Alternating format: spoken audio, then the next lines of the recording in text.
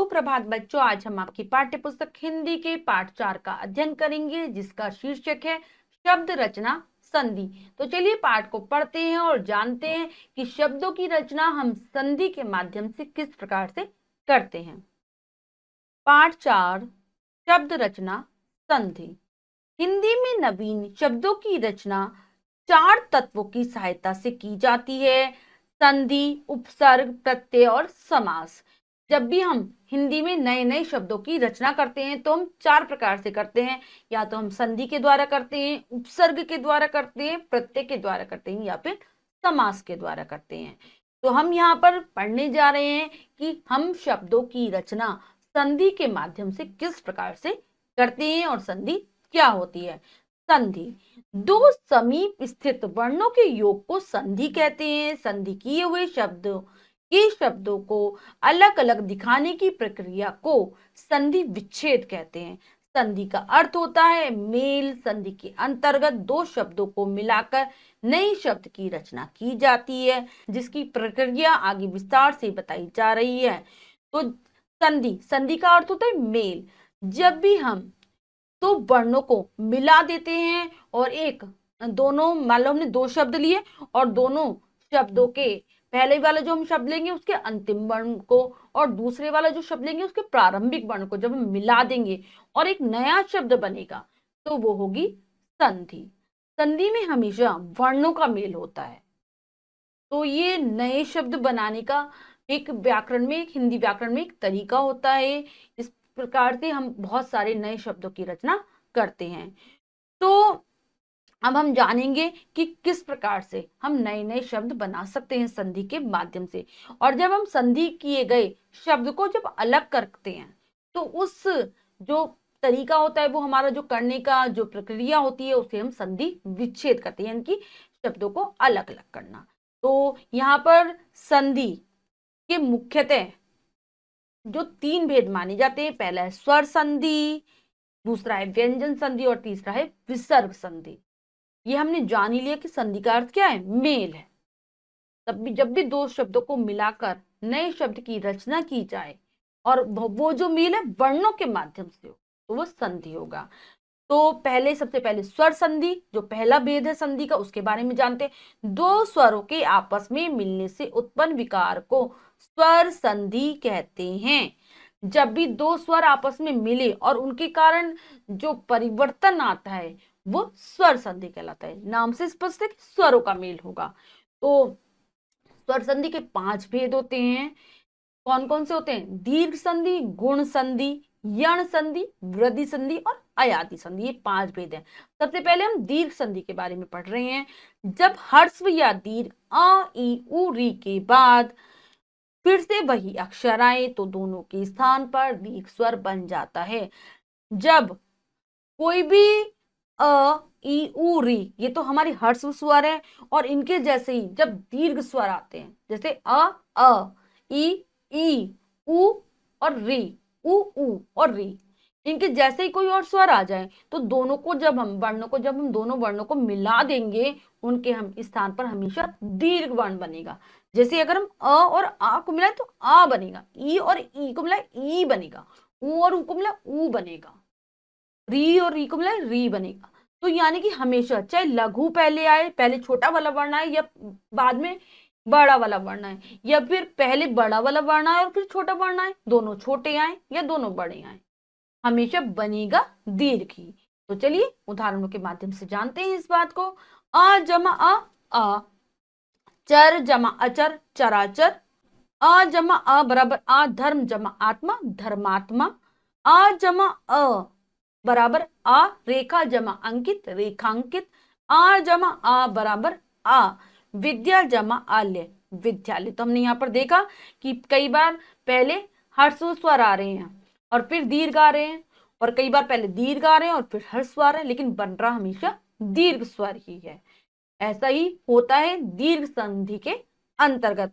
और भी उदाहरण है, भाव जमा अर्थ भावार्थ, परम जमा आनंद परमानंद, परीक्षा जमा अर्थी परीक्षार्थी, कृपा जमा जमा आकांक्षी कृपांक्षी। तो यहाँ पर हमने देखा कि किस प्रकार से, अभी हमने अ और आ का देखा, अब हम ई और ई का देखते हैं। बस वर्णों का समान होना जरूरी है, ठीक है। लेकिन चाहे लघु आ जाए चाहे दीर्घ आ जाए, पहले इसमें से कुछ फर्क नहीं पड़ता, बनेगा हमेशा दीर्घ ही। ई जमा ई बराबर ई, कवि जमा इंद्र कविंद्र, रवि जमा इंद्र रविंद्र। ई जमा ई बराबर ई, कपि जमा ईश कपीश, गिरी जमा ईश गिरीश। ई जमा ई बराबर ई, मही जमा इंद्र महिंद्र, सची जमा इंद्र सचिंद्र। ई जमा ई बराबर ई, रजनी जमा ईश रजनीश, सती जमा ईश सतीश। नेक्स्ट है ऊ का, देखते हैं हम ऊ में किस प्रकार से बदलाव होता है। ऊ जमा ऊ बराबर ऊ, यानी कि हमेशा बड़ा वाला ऊ बन रहा है। ऐसे ही आ में भी हो रहा था, बड़ा वाला आ बन रहा था, और ई में भी हो रहा था, बड़ी वाली ई बन रहे थे। तू जमा उक्ति बराबर सुक्ति, भानु जमा उदय भानुदय। ऊ जमा ऊ बराबर ऊ, लघु जमा उष्मा लघुष्मा, मधु जमा उष्मा मधुष्मा। ऊ जमा ऊ बराबर ऊ, वधु जमा उत्सव वधुत्सव, भू जमा उत्सर्ग भूत्सर्ग। ऊ जमा ऊ बराबर ऊ, भू जमा उधर्व भूधर्व, वधु जमा ऊर्जा वधुर्जा। री जमा री बराबर री, बड़ा वाला री बन रहा है, ठीक है। जो छोटा वाला री होता है उसमें एक होता है, नीचे मात्रा ऐसे लगी हुई है, और बड़े वाले में दो लगी होती है। मातृ जमा ऋणम मातृणम, पितृ जमा ऋणम पितृणम, ठीक है। अब है गुण संधि। गुण संधि में हम क्या करते हैं, यदि हर्स्व या दीर्घ आ के बाद हर्स्व या दीर्घ ई उ री आए तो दोनों के स्थान पर ए ओ और आर हो जाता है, ठीक है। अगर हर्स्व आ है, या फिर यानी हर्ष मतलब छोटा वाला आ है या फिर बड़ा वाला आ है, और उनके बाद आ रहा है ई आ रहा है, ऊ आ रहा है, या फिर री आ रहा है, इन तीनों में से कुछ भी आ रहा है। ये अपने लघु रूप में आ रहे, छोटे वाले ई ऊ री आ रहे हैं, बड़े वाले ऊ ई री आ रहे हैं, तो बनेंगे इनके स्थान पर क्या हो जाएगा। अगर आ के बाद ई आ रहा है, छोटी हो या बड़ी हो, ए हो जाएगा। ऊ आ रहा है, छोटा या बड़ा आ रहा हो, ओ हो जाएगा। और री आ रहा हो तो उसके स्थान पर अर हो जाएगा। तो चलिए उदाहरण के माध्यम से, आ जमा ई बराबर ए, गज जमा इंद्र गजेंद्र, धर्म जमा ई इंद्र धर्मेंद्र। नेक्स्ट है, आगे है, आगे क्या होगा, आ जमा ई बराबर ए, महा जमा इंद्र महेंद्र, यथा जमा ईस्ट यथेष्ट। आल जमा ई बराबर ए, सुर जमा ईश बराबर सुरेश, परम जमा ईश्वर परमेश्वर। आल जमा ई बराबर ए, रमल जमा ईश रमेश, राकल जमा ईश राकेश। नेक्स्ट है, आ जमा उ बराबर ओ, चंद्र जमा उदय चंद्रोदय, वसंत जमा उत्सव वसंतोत्सव। आ जमा उ बराबर ओ, अनल जमा उष्मा अनोलोष्मा, नव जमा उड़ा नवोड़ा। आ जमा उ बराबर ओ, महा जमा उत्सव महोत्सव, सभा जमा उक्ति सभोक्ति। आल जमा उ बराबर ओ, महा जमा ऊर्जा बराबर महोर्जा, दीवा जमा उष्मा दिवोष्मा। आ जमा री बराबर अर, सप्त जमा ऋषि सप्तऋषि, राज जमा ऋषि राजऋषि। आ जमा री बराबर अर, महाजमा ऋषि महर्षि, महाजमा ऋणी महर्षि। तो ये हमने देखा कि गुण संधि में किस प्रकार से बदलाव होते हैं। अब हमारी जो है वो है वृद्धि संधि। वृद्धि संधि में क्या होता है, जब आ या आ के बाद ए या आई आते हैं तो दोनों मिलकर आई हो जाते हैं, और जब ओ या औ आते हैं तो दोनों मिलकर औ हो जाते हैं। तो क्या होगा, जब ए या आ रहा है पहले शब्द के अंत में और दूसरे शब्द के प्रारंभ में, या तो ए आए या फिर आई आए, तो दोनों के स्थान पर आई हो जाएगा, वृद्धि होगी, आई हो जाएगा, बड़ा वाला हो जाएगा। और ओ या औ आ रहे हैं तो दोनों के स्थान पर औ हो जाएगा। तो चलिए उदाहरण के माध्यम से समझते हैं। आ जमा ए बराबर आई, लोक जमा ईशना लोकेशना, एक जमा एक एक एक। आ जमा आई बराबर आई, परम जमा ऐश्वर्य परमेश्वर्य, मत जमा ऐक्य मतैक्य। आ जमा ए बराबर आई, तथा जमा एव तथैव, सदा जमा एव सदैव। आ जमा आई बराबर आई, महा जमा ऐश्वर्य महेश्वर्य, माता जमा ऐश्वर्य मातेश्वर्य। नेक्स्ट है, अगर ओ आता है तो ओ या फिर औ, तो दोनों के स्थान पर औ कैसे होगा। आल जमा ओ बराबर औ, जल जमा ओग जलोग, मधुर जमा ओदन मधुरोदन। आल जमा ओ बराबर औ, परम जमा औषध परमोषध, परम जमा औदार्य परमोदार्य। आल जमा ओ बराबर औ, महा जमा ओजस्वी महोजस्वी, महा जमा ओज महोज। आ जमा औ बराबर औ। महा जमा औषधि महोषधि। महा जमा औदार्य महोदार्य। नेक्स्ट है यण संधि।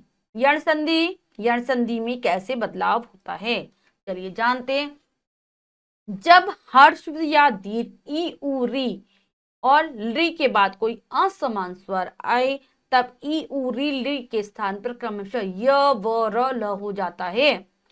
क्या कह रहे हैं इसमें, जब छोटी वाली ई हो, उ हो, री हो, ली हो, या फिर बड़ी वाली ई उ री और री हो, इनके बाद कोई भी असमान स्वर आएगा। असमान स्वर जो कि इनके जैसा ना हो, इनसे भिन्न कुछ भी हो, वो आएगा तो ई के स्थान पर तो य हो जाएगा, उ के स्थान पर व हो जाएगा, री के स्थान पर र और री के स्थान पर ला हो जाएगा। तो चलिए उदाहरणों के माध्यम से इसको भी जान लेते हैं। ई जमा अ बराबर य, यदि जमा अपि यद्यपि, अति जमा अधिक अत्यधिक। ई जमा आ बराबर या, इति जमा आदि इत्यादि, अति जमा आवश्यक अत्यावश्यक। ई जमा अ बराबर य, देवी जमा अर्पण देव्यर्पण, दासी जमा अपराध दास्य अपराध। ई जमा आ बराबर या, नदी जमा आगमन नद्यागमन, देवी जमा आलय देव्यालय। ई जमा उ बराबर यू, प्रति जमा उपकार प्रत्युपकार, ऊपरी जमा उक्त उपयुक्त। ई जमा उ बराबर यू, नी जमा ऊन न्यून, वी जमा उ विहू। ई जमा ए बराबर ये, प्रति जमा एक प्रत्येक, अधि जमा एषणा अध्येषणा। ई जमा आई बराबर यई, देवी जमा ऐश्वर्य देवेश्वर्य। नेक्स्ट है उ जमा ए बराबर व। उ के बाद कोई भी असमान स्वर आता है तो हमने पढ़ा था उ का क्या हो जाता है, वो हो जाता है। अनु जमा अय अन्वय, सु जमा आगत स्वागत। और भी हैं यण संधि के उदाहरण। उ जमा ई, उ जमा ई बराबर वी, अनु जमा इति अन्वित अन्वित। उ जमा ए बराबर वे, अनु जमा एषण अन्वेषण।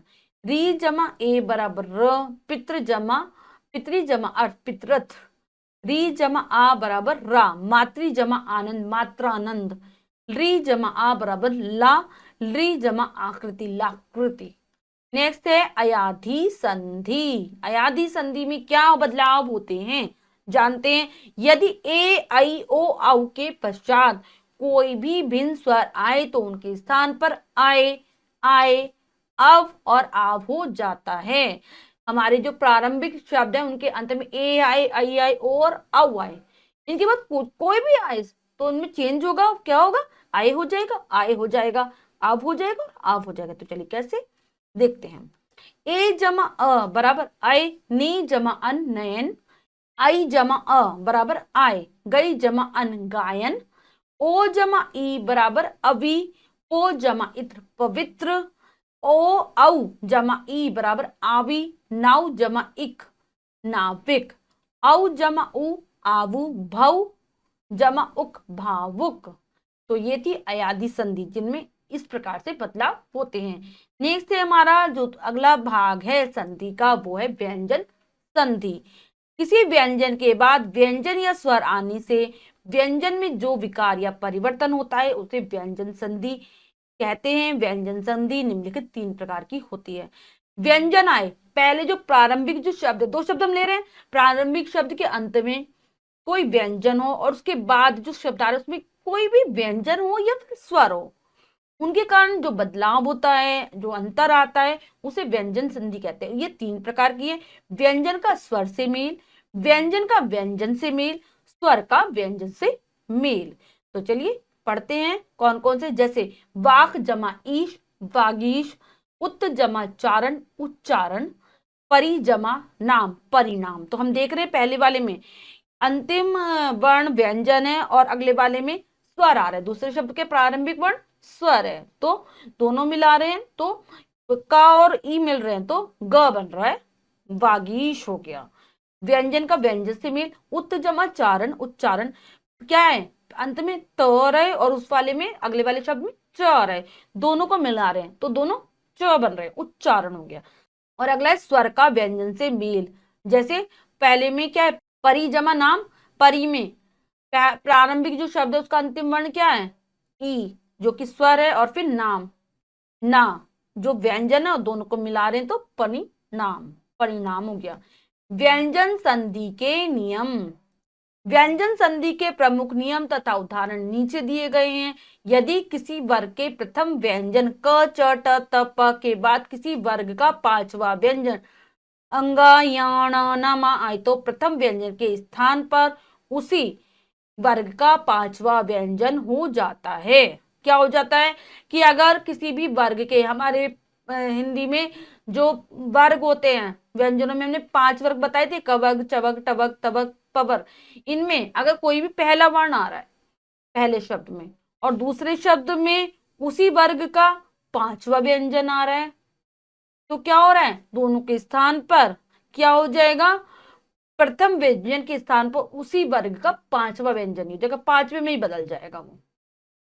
जैसे वाक जमा में, वाग में। जगत जमा नाथ, जगन्नाथ। षट जमा मास, क्षणमास। उत्त जमा नयन, उन्नयन। तो यहां पर हमने देखा कि किस प्रकार से पांचवें वर्ण में परिवर्तित हो गए हैं।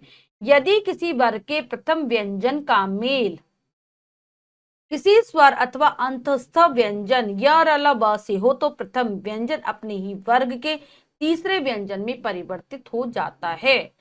यदि किसी वर्ग का प्रथम व्यंजन है पहले शब्द के अंत में, और दूसरे वाले जो शब्द में है अंतस्थ व्यंजन में से कोई भी है, या हो, र हो, ल हो, तो वो हो, या र, ल, व में से कुछ भी हो, तो प्रथम व्यंजन जो पहले वाला जो व्यंजन है अपने आप ही तीसरे व्यंजन में हो जाएगा। कैसे होगा?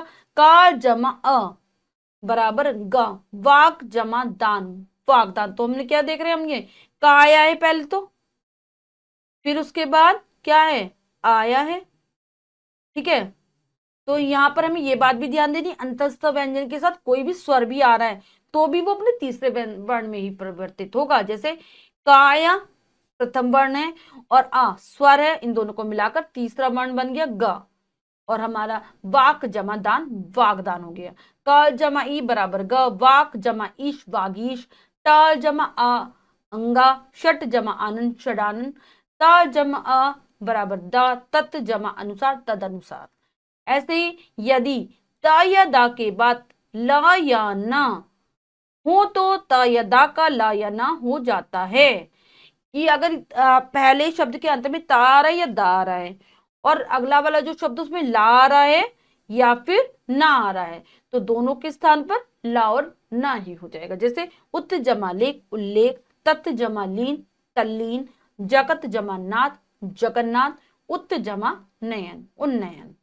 और अगला नियम कह रहा है, यदि त या दा के बाद ता या दा के बाद च हो तो ता या दा का च हो जाता है और श छ में परिवर्तित हो जाता है। क्या कह रहे हैं, ता या दा के बाद श हो तो दा तो बदल जाएगा चा में और शा बदल जाएगा छ में। कैसे? सत जमा शासन, सच्छासन। शरद जमा शशि, सरक्षी। उत्त जमा शिष्ट, उच्छिष्ट। उत्त जमा श्वास, उच्छ्वास। यदि मां के पश्चात क से मां तक कोई भी व्यंजन हो तो मां के स्थान पर उस वर्ग का पांचवा अक्षर हो जाता है। यदि मां है, पहले शब्द के अंत में मां है और उसके बाद वाले शब्द में क से लेकर मां तक इन 25 व्यंजनों में से कोई भी है, तो क्या हो जाएगा, मां के स्थान पर उसी वर्ग का पांचवा अक्षर हो जाएगा। जैसे सम जमा कल्प, संकल्प। ठीक है, सम जमा चार, संचार। दोनों टाइप से लिख सकते हैं हम। सम जमा तोष, संतोष। सम जमा बंध, संबंध। यदि किसी स्वर के बाद छ हो तो छ से पहले च जुड़ जाता है। जैसे स्व जमा छंद। कि कोई भी, आप मान लो पहले शब्द के अंत में कोई स्वर आ रहा है और उसके बाद छ से अगला वाला जो शब्द है वो छ से शुरू है, तो छ से पहले हम च को जोड़ देंगे। जैसे स्व जमा छंद, स्वच्छंद। परि जमा छेद, परिच्छेद। यदि मां के पश्चात क से मां तक के व्यंजनों को छोड़कर कोई व्यंजन हो तो मां अनुस्वार हो जाता है। क्या कह रहे हैं, यदि मां आया है और उसके बाद कोई भी व्यंजन है, लेकिन वो क से लेकर माँ तक में नहीं आना चाहिए, तो माँ के स्थान पर अनुस्वार लगाते हैं। जैसे सम जमा हार, संघार, सम जमा योग, संयोग। यदि स से पहले अ से भिन्न कोई स्वर हो तो शा का श हो जाता है। यदि शा हो, यानी कि दूसरे वाले शब्द में तो स है और पहले वाले शब्द के अंत में हो, अ और आ से अलग कोई भी स्वर हो तो श के स्थान पर श हो जाएगा। जैसे वी जमा सम, विषम, अभी जमा शेख, अभिषेक। अब नेक्स्ट आती है हमारी विसर्ग संधि। किस प्रकार से इसके नियम है उनको जान लेते हैं। विसर्ग संधि के निम्नलिखित नियम हैं। यदि विसर्ग के पहले ई या उ हो और विसर्ग के उपरांत क प फ हो तो विसर्ग का श हो जाता है। जैसे नी जमा पाप, निष्पाप। अगर विसर्ग से पहले ई या उ है और विसर्ग के बाद इनमें से कोई भी वर्ण है क ख प फ तो श हो जाएगा। जैसे नी जमा पाप, निष्पाप, नी जमा कपट, निष्कपट, दू जमा प्रवृत्ति, दुष्प्रवृत्ति, दू जमा कर्म, दुष्कर्म। यदि विसर्ग के उपरांत द, य, र, ल, ब अथवा ब हो तो विसर्ग का ओ हो जाता है। यदि विसर्ग आया उसके बाद द, य, र, ल, ब इनमें से कोई भी है तो विसर्ग का ओ हो जाएगा। जैसे मन जमा योग, मनोयोग, मन जमा रंजन, मनोरंजन, यश जमा दा, यशोदा, मन जमा बल, मनोबल। यदि विसर्ग के बाद त या थ हो तो विसर्ग का स हो जाता है। दू जमा तर, दुष्टर, मन जमा ताप, मनस्ताप। यदि विसर्ग के बाद च या छ हो तो विसर्ग का श हो जाता है। अगर विसर्ग के बाद च और छ आ रहे हैं तो श हो जाएगा। जैसे नी जमा चल, निश्चल, नी जमा छल, निश्चल। यदि विसर्ग के बाद क ख प फ हो तो विसर्ग का लोप नहीं होता। अगर विसर्ग के बाद क ख प फ ये इनमें से कोई भी है तो विसर्ग लोप नहीं होगा, वैसे ही लिखा जाएगा। प्रातः जमा काल, प्रातःकाल, अंतः जमा करण, अंतःकरण। यदि विसर्ग के बाद श श श हो तो विसर्ग या तो ज्यों का त्यों बना रहता है अथवा विसर्ग के स्थान पर आगे का व्यंजन हो जाता है। अगर विसर्ग के बाद श आ रहे हैं तो या तो विसर्ग को हम ऐसे के ऐसे ही लिख देंगे या फिर अलग अगला वाला जो वर्ण है उसे लिख देंगे। जैसे नी जमा संधे, नी संधे या फिर निसंधे। दू जमा शासन, दुशासन या फिर दुशासन। यदि विसर्ग के पहले अ के अतिरिक्त कोई स्वर हो तो विसर्ग के बाद किसी वर्ण का तृतीय, चतुर्थ अथवा पंचम अक्षर हो तो विसर्ग का र हो जाता है। क्या कह रहे हैं, विसर्ग के पहले तो के अतिरिक्त इनके अलावा कोई और स्वर हो और विसर्ग के बाद किसी भी वर्ग का तृतीय, चतुर्थ और पंचम अक्षर हो। जैसे नी जमा जन, निर्जन, नी जमा मल, निर्मल, नी जमा झर, निर्जर, दू जमा नीति, दुर्नीति। नेक्स्ट है यदि विसर्ग के पूर्व अ को छोड़कर कोई दूसरा स्वर हो और विसर्ग के बाद र हो तो विसर्ग का लोप हो जाता है तथा उसके पहले का हर्ष स्वर दीर्घ स्वर बन जाता है।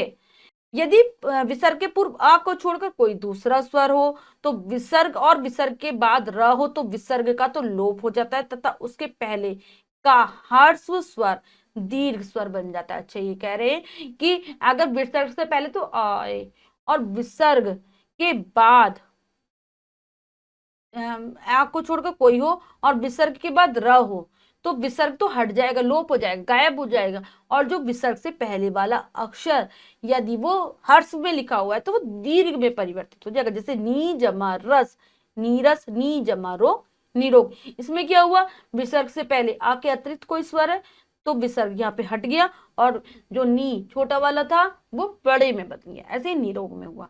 यदि विसर्ग से पहले ए आ को छोड़कर कोई अन्य स्वर हो तो विसर्ग के बाद और विसर्ग के बाद य र ल ब ह हो तो विसर्ग का र हो जाता है। जैसे यदि विसर्ग से पहले अ को छोड़कर कोई भी स्वर आए और विसर्ग के बाद य र ब और ह इनमें से कोई भी आए तो विसर्ग का र हो जाता है। जैसे नी जमा यात, निर्यात, नी जमा विकार, निर्विकार।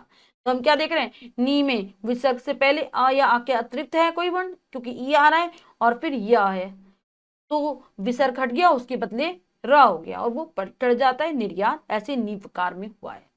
नेक्स्ट है अब हमने संधि को अच्छी प्रकार से जान लिया है। हमने जान लिया है स्वर संधि, व्यंजन संधि और विसर्ग संधि के बारे में विस्तार पूर्वक। अब हम पाठ का अभ्यास कार्य कर लेते हैं, जो कि है अब बताइए मुझसे। तो चलिए करते हैं, पहला प्रश्न पढ़ते हैं और करने की कोशिश करते हैं। निम्नलिखित की संधि कीजिए तथा उनके सम्मुख दिए गए रिक्त स्थान में संधि का नाम भी लिखिए। तो बच्चों यहाँ पर हमें शब्द दिए गए, दो दो शब्द हैं, उनकी हमें संधि करनी है और संधि का नाम बताना है कि कौन सी संधि है। तो चलिए सबसे पहले करते हैं, पहला पढ़ते हैं। अति जमा अधिक। अति जमा अधिक क्या हो जाएगा? ये हो जाएगा हमारा अत्यधिक। अत्यधिक, क्योंकि अंतिम वर्ण अति में ई है और फिर उसके बाद असमान स्वर आ रहे, तो दोनों को मिलकर ये होना है अत्यधिक। और ये है हमारी यण संधि, जो कि हमारी स्वर संधि का एक भेद है। नेक्स्ट है परीक्षा जमा अर्थी। क्या हो जाएगा? परीक्षार्थी। तो अंतिम वर्ण, पहले शब्द का अंतिम वर्ण आ और दूसरे शब्द का प्रारंभिक वर्ण अ, दोनों समान वर्ण है, इसलिए दीर्घ बन रहे हैं और हो रहा है परीक्षार्थी। ये हमारी है दीर्घ संधि, जो कि स्वर संधि का एक भाग है। ऐसे ही नीचे और भी शब्द दिए गए हैं, जिनकी आपस में आपको मिलाकर नए शब्द की रचना करनी है और संधि करके बताना है और संधि का नाम लिखना है। बाकी आप स्वयं करेंगे। जैसे महा जमा उत्सव महोत्सव हो जाएगा, गण जमा ईश गणेश हो जाएगा, वाक जमा ईश वागीश हो जाएगा, तप जमा बल तपोबल हो जाएगा। अगला प्रश्न पढ़ते हैं। निम्नलिखित के संधि विच्छेद कीजिए। संधि अलग अलग करनी है, मतलब संधि हुई हुई है, हमको विच्छेद करके दिखाना है। तो चलिए करते हैं। मनहा क्या हो जाएगा? मनोरंजन। इसमें विसर्ग संधि है, तो कैसे बनाएंगे? मनहा जमा रंजन, मनहा मनोरंजन का विच्छेद है। ऐसे तपोबल, तपह जमा बल, तपोबल। तो बाकी जगन्नाथ, सन्मार्ग, पावक और परमेश्वर में भी इसी प्रकार से संधि विच्छेद होगा। आप ये स्वयं करेंगे, ठीक है, अच्छी प्रकार से करेंगे, कोशिश करेंगे तो आप जरूर कर पाएंगे। नेक्स्ट है रिक्त स्थानों की पूर्ति कीजिए। हमारा अगला प्रश्न है। तो बच्चों नीचे कुछ वाक्य दिए गए जो कि अधूरे हैं, हमें उचित शब्दों के द्वारा इन रिक्त स्थानों की पूर्ति करनी है। तो चलिए कर लेते हैं। व्यंजन का किसी व्यंजन या स्वर के साथ मेल होने पर जो परिवर्तन होता है उसे व्यंजन, कौन सी कहेंगे हम? व्यंजन संधि कहते हैं। दो स्वरों के मेल से जो विकार उत्पन्न होता है उसे स्वर संधि कहते हैं। संधि रिक्त स्थान प्रकार की होती है। संधि 3 प्रकार की होती है। दो वर्णों के परस्पर मेल को रिक्त स्थान कहते हैं। दो वर्णों के परस्पर मेल को संधि कहते हैं। तो बच्चों ये हमने पूर्ण कर लिया है रिक्त स्थानों की पूर्ति। अब हमारा जो अगला प्रश्न है, निम्नलिखित प्रश्नों के उत्तर दीजिए। पहला है संधि किसे कहते हैं? संधि कितने प्रकार की होती है? प्रत्येक प्रकार की संधि के दो दो उदाहरण दीजिए। स्वर संधि कितने प्रकार की होती है? प्रत्येक के दो दो उदाहरण लिखिए। व्यंजन संधि किसे कहते हैं? संधि विच्छेद किसे कहते हैं? तो ये वाले सारे प्रश्न आप अपनी अभ्यास पुस्तिका में स्वयं लिखेंगे। सबके आंसर आपको पाठ में से मिल जाएंगे। ध्यान पूर्वक पढ़ेंगे और करने की कोशिश करेंगे। तो बच्चों आज हमने जाना पाठ 4 संधि के विषय में, जो कि शब्दों की रचना के अंतर्गत आते हैं। इनसे हमारे नए नए शब्दों की रचना होती है। आशा करती हूँ आपको पाठ अच्छे से समझ आया होगा। पाठ को फिर से पढ़ेंगे बिल्कुल ध्यान से, जिससे आप अच्छे से समझ पाएं और संधि करना सीख पाएं। अभ्यास कार्य को पूर्ण कर लेंगे। मिलते हैं अगली कक्षा में नए पाठ के साथ। तब तक के लिए स्वस्थ रहिए, प्रसन्न रहिए। धन्यवाद।